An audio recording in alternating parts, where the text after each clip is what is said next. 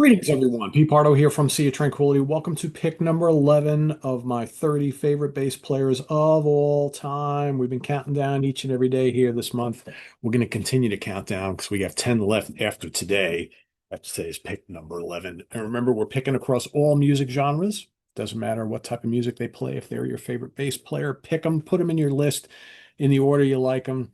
And then we're also talking about our three favorite albums featuring their bass playing and our favorite song featuring their bass playing.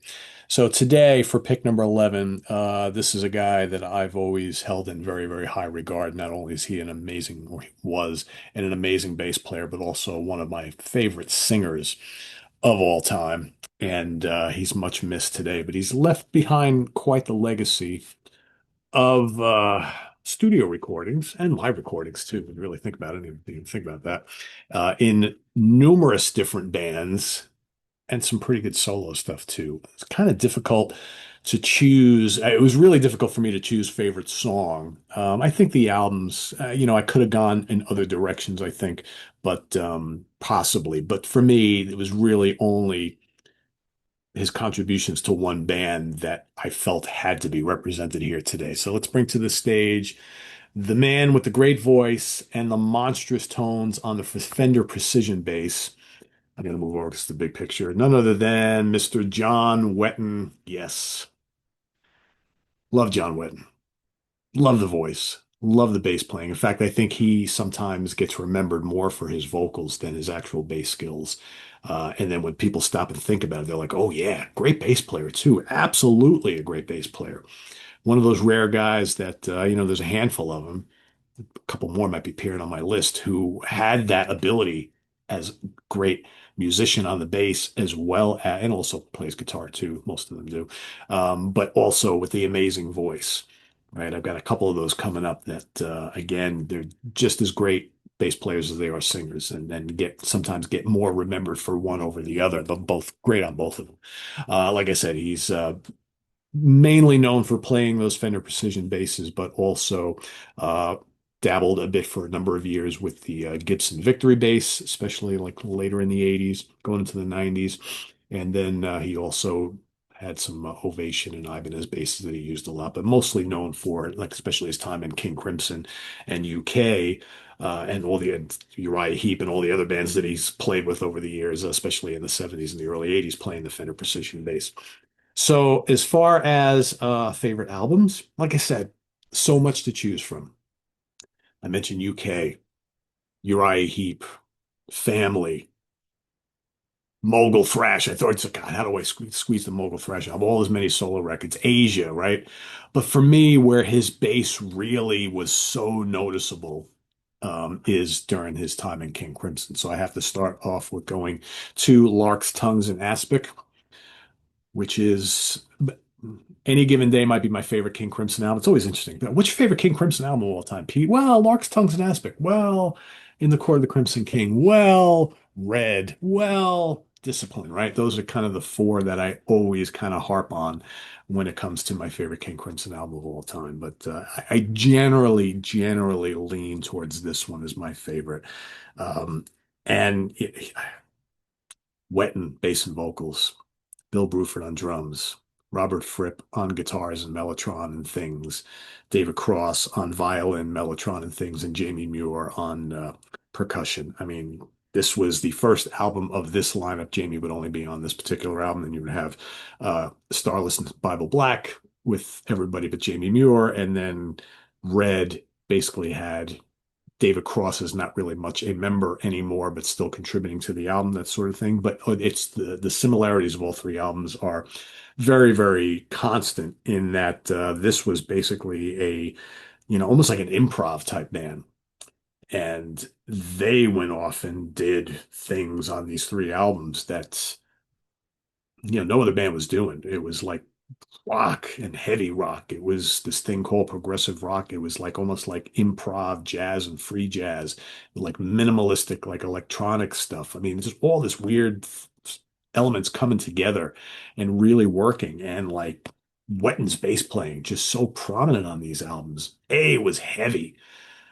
He would often utilize things like fuzz and wah-wah on his bass to give it a much more fuller sound. And, whether you hear the big riffing from Fripp and the jagged guitar solos or that searing violin from Cross or the waves of Mellotron or Wetton's big booming bass, Ruford's tricky drum fills, right? And then the voice, right? Because a lot of this stuff was instrumental, but he did sing on a lot of it as well. And like the two Lark's Tongues and Aspic Part One and Two, just amazing, right? You got Exiles, Easy Money, big heavy, he's booming on that. The little throbbing stuff going on, the talking drum. Great stuff on here.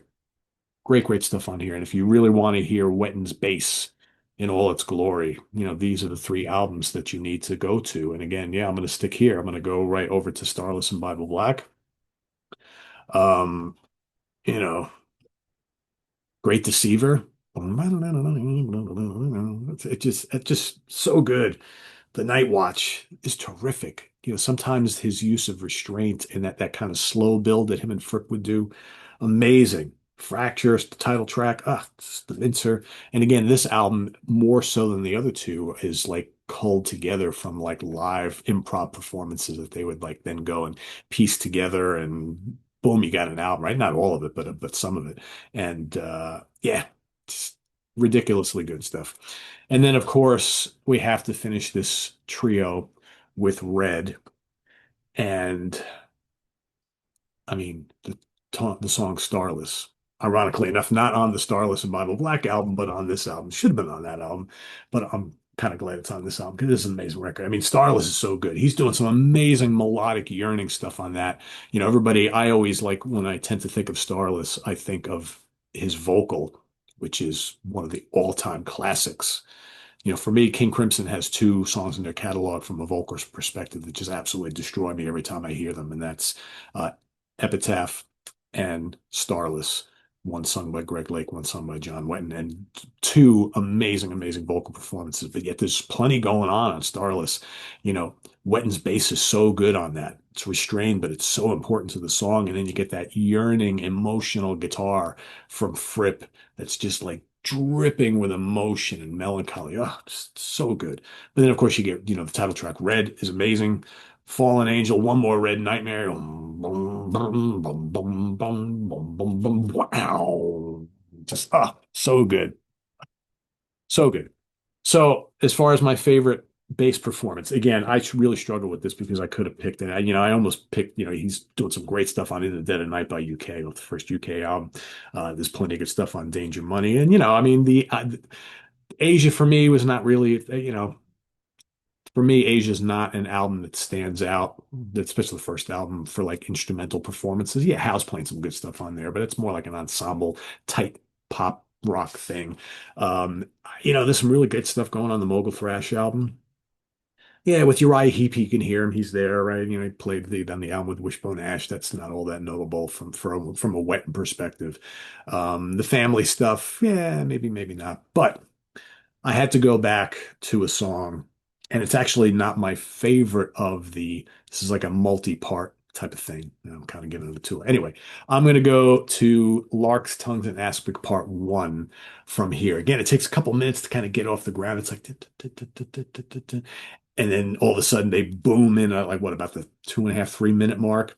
And then he's just doing some like crazy stuff. And he's doing this kind of like funky wah wah bass thing. And it's just so groovy and so movie and so like oozy. And it's awesome. John Wetton really is so good.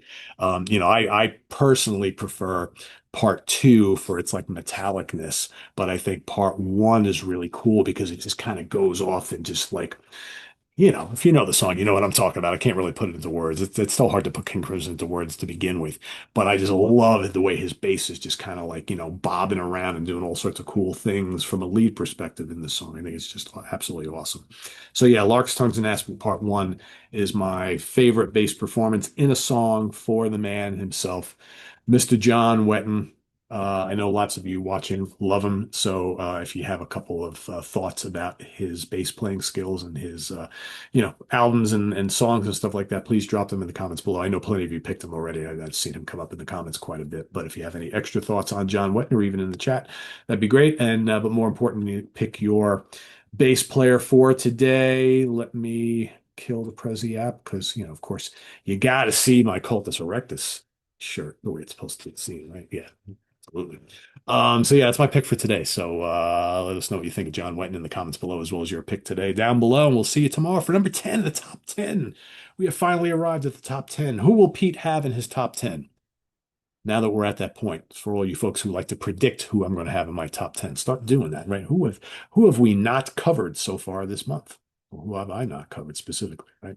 So let me know what you think, what your predictions are, and we'll see if I come true for you over the next 10 days, right?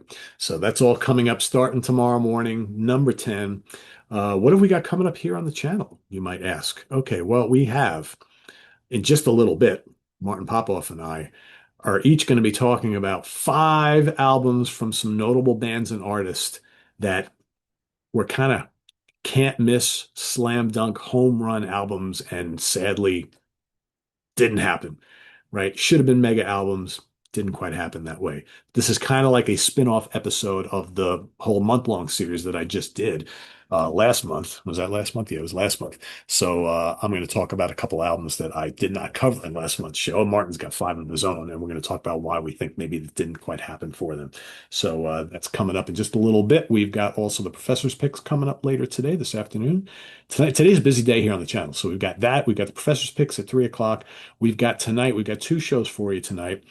Well, actually, no, we got 1 show for you tonight. Sorry. We've got the spin-off show of 4 Fusion Friday. So what is it? 4 Fusion Friday songs, right? Four Fusion Friday song battle, whatever the title. I can never remember the title of that. That's coming up tonight with Eric and George and a guest. And tomorrow we have 2 shows for you. We've got Jamie Laszlo and the review crew in the evening.